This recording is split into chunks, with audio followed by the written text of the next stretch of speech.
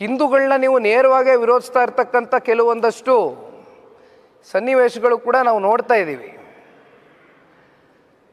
ಬಹುಶಃ ಇದನ್ನು ಬೆಂಗಳೂರು ದಕ್ಷಿಣಕ್ಕೆ ಸೇರಿಸಲಿಕ್ಕೆ ನೀವೇನಾದರೂ ಮುಂದಾಗೋದಾದರೆ ನನಗೆ ಮುಂದಿನ ದಿನಗಳಲ್ಲಿ ಒಂದೇ ಆತಂಕ.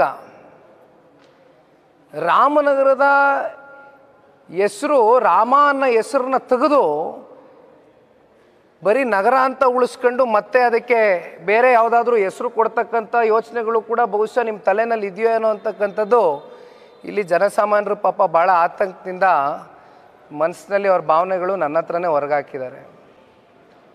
ಹಾಗಾಗಿ ನಾನು ಭಾಳ ಸ್ಪಷ್ಟವಾಗಿ ಹೇಳಬೇಕಾಗ್ತದೆ, ಯಾವುದೇ ಕಾರಣಕ್ಕೂ ಬೆಂಗಳೂರು ದಕ್ಷಿಣಕ್ಕೆ, ಏಕೆಂದರೆ ಅಭಿವೃದ್ಧಿ ಆಗುತ್ತೆ ಅಂತಕ್ಕಂಥದ್ದಾದರೆ ಮೊದಲು ಸಹಿ ಆಗ್ತಕ್ಕಂಥವ್ರು ನಾವೇ. ಈಗ ತಾನೇ ನಾನು ಪ್ರಾರಂಭಿಕವಾಗಿ ಹೇಳಿದೆ, ರೆವಿನ್ಯೂ ರೆಕಾರ್ಡ್ಗಳು, ಗೌರ್ಮೆಂಟ್ ರೆಕಾರ್ಡ್ಗಳು, ಯಾವ ರೀತಿ ನಾವು ಸಮಸ್ಯೆನ ಎದುರಿಸಬೇಕಾಗ್ತದೆ, ಯಾವ ರೀತಿ ಜನಸಾಮಾನ್ಯರುಗಳು ಇವತ್ತು 4 ತಾಲೂಕುಗಳಿಂದ ತಾಲೂಕು ಕಚೇರಿಗಳಿಗೆ ಪ್ರತಿನಿತ್ಯ ಅಲಿಬೇಕಾಗತ್ತೆ. ಇದರಿಂದ ಯಾವುದೇ ಅನುಕೂಲ ಆಗೋದಿಲ್ಲ. ಕೇವಲ ಇದರಲ್ಲಿ ಅನುಕೂಲ ಆಗ್ತಕ್ಕಂಥದ್ದು ಕೆಲವೊಂದಷ್ಟು ರಿಯಲ್ ಎಸ್ಟೇಟು ದಂಧೆಕೋರರು ಯಾರಿದ್ದಾರೆ, ಕೆಲವೊಂದಷ್ಟು ರಿಯಲ್ ಎಸ್ಟೇಟ್ ಏಜೆಂಟ್ಗಳು, ಲ್ಯಾಂಡ್ ಗ್ರ್ಯಾಬರ್ಸ್ ಯಾರಿದ್ದಾರೆ, ಬಹುಶಃ ಅವ್ರಿಗೆ ಅನುಕೂಲ ಮಾಡಿಕೊಡ್ತಕ್ಕಂಥ ಈ ಒಂದು ಕಾರ್ಯಕ್ರಮ ಅಂತಕ್ಕಂಥದ್ದು ಬಿಟ್ಟರೆ ಬೇರೆ ಇಲ್ಲಿ ಜಿಲ್ಲೆ ಜನತೆಗೆ ಯಾವುದೇ ರೀತಿ ಅನುಕೂಲ ಆಗ್ತಕ್ಕಂಥ ಪ್ರಶ್ನೆನೇ ಇಲ್ಲ. ಹಾಗಾಗಿ ಇವತ್ತು ನಾನು ಈ ಪತ್ರಿಕಾಗೋಷ್ಠಿಯನ್ನು ಕರೆದಿದ್ದು ಮೂಲ ಉದ್ದೇಶವೇ ಅದು. ಬಹುಶಃ ಮುಂದಿನ ದಿನಗಳಲ್ಲಿ ಇದೇನಾದರೂ ಬೆಂಗಳೂರು ದಕ್ಷಿಣಕ್ಕೆ ಸೇರಿಸ್ತಕ್ಕಂಥದ್ದು ಇವರ ತಲೆಯಲ್ಲಿ ಏನಾದರೂ ಇಟ್ಕೊಂಡಿದ್ರೆ, ಇವತ್ತು ಸಾಕಷ್ಟು ಸಂಘಟನೆಗಳು ಕೂಡ ನನ್ನ ಸಂಪರ್ಕದಲ್ಲಿದ್ದಾರೆ.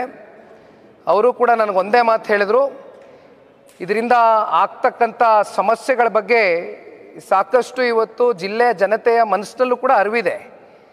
ಹಾಗಾಗಿ ಮುಂದಿನ ದಿನಗಳಲ್ಲಿ ದೊಡ್ಡ ಮಟ್ಟದ ಶಾಂತಿಯುತವಾದಂಥ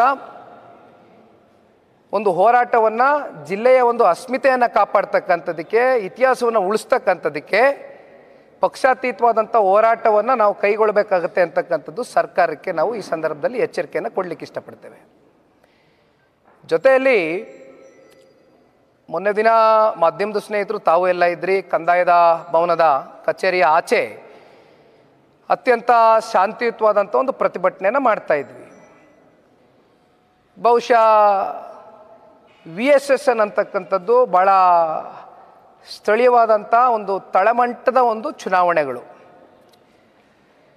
2 ಬಾರಿ ಡೇಟನ್ನು ಕೊಟ್ಟು 3ನೇ ಬಾರಿನೂ ಕೂಡ ಚುನಾವಣೆ ಆಗದೇ ಇರತಕ್ಕಂಥ ರೀತಿಯಲ್ಲಿ ಕೆಲವೊಂದಷ್ಟು ಸರ್ಕಾರವನ್ನು ನಡೆಸ್ತಕ್ಕಂಥ ಪ್ರಭಾವಿಗಳು, ಬಲಿಷ್ಠರು ಅಮಾಯಕ ಅಧಿಕಾರಿಗಳ ಮೇಲೆ ಒತ್ತಡವನ್ನು ಏರಿ ಚುನಾವಣೆ ಆಗದೇ ಇರತಕ್ಕಂಥ ರೀತಿಯಲ್ಲಿ ಸಾಕಷ್ಟು ಕಾರಣಗಳು ಕೊಟ್ಟು ತಪ್ಪಿಸ್ಕೊಂಡ್ರು. ಪಾಪ ಅವರು ಮೇಡಮ್ಮು, ನಾನು ಮೊನ್ನೆನೂ ಮಾತಾಡ್ಬೇಕಾದ್ರೆ ಹೇಳಿದೆ, ಅವರು DR ಅವರು ಒಂದೇ ಮಾತು ಹೇಳ್ತಾರೆ, ಅವರು ಪಾಪ ಹೆಣ್ಮಗಳು, ಸರ್ ನಮಗೆ ಭಾಳ ಕಷ್ಟ ಆಗಿದೆ, ನಾವು ಫ್ರೀ ಹ್ಯಾಂಡ್ ಇಲ್ಲ ನಮಗೆ ಅಧಿಕಾರಿಗಳಾಗಿ ಕೆಲಸ ಮಾಡಲಿಕ್ಕೆ ಜಿಲ್ಲೆಯಲ್ಲಿ. ನಾವು ಯಾವುದೇ ಒಂದು ತೀರ್ಮಾನಗಳು ತಗೊಳ್ಬೇಕು ಅಂದರೂ ಕೂಡ ಸರ್ಕಾರದ ಕೆಲವೊಂದಷ್ಟು ಪ್ರಭಾವಿ ರಾಜಕಾರಣಿಗಳ ಒಂದು ಒತ್ತಡದ ಹಿನ್ನೆಲೆಯಲ್ಲಿ ನಾವು ಮಣಿಬೇಕಾಗ್ತದೆ.